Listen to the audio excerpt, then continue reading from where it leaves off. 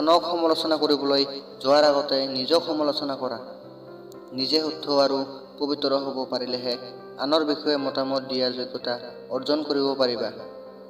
এলেহুৱা মানুহৰ শৰীৰ পেলাই থোৱা চাবিৰ নিচিনা। ব্যৱহাৰ নকৰা চাবিত যেনেকৈ মামৰে ধৰে, কামত নলগোৱা শৰীৰটো সেইদৰে ৰোগ হয়। ব্যৱহাৰ কৰা চাবি যেনেকৈ চকচকীয়া, পৰিশ্ৰম কৰা শৰীৰটো তেনে কটকটীয়া। তুমি যদি সৰদিন জীয়াই থাকিবলৈ মন কৰা তেন্তে বহি সময় নষ্ট নকৰিবা। স্বামী বিবেকানন্দই কৈছিল, খং নকৰিবা, নিজৰ সৰ্বনাশ হ'ব। অহংকাৰ নকৰিবা, পতন হ'ব।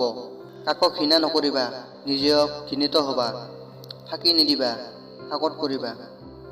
আজিৰ কাম কাইলৈ কৰিম বুলি থৈ নিদিবা, কাৰণ কাইলৈ তোমাৰ অৱস্থা কি হ'ব তুমি নিজেও নাজানা।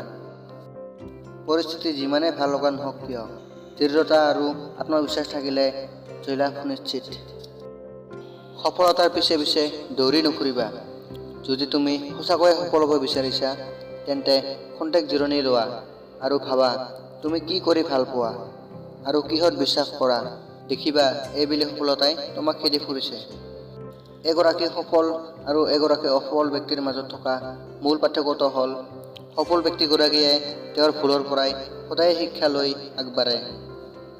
জীৱনৰ অন্য এক নাম সংগ্ৰাম। সংগ্ৰাম অবিহনে জীৱনেই হ'ব নোৱাৰে।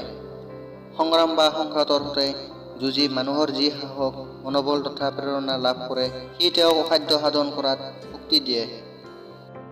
প্ৰেম তেওঁৰ সৈতে কৰিবা যাক তুমি ভাল পোৱা, কিন্তু বিবাহত তেওঁৰ সৈতে বহিবা যিয়ে তোমাক ভাল পায়।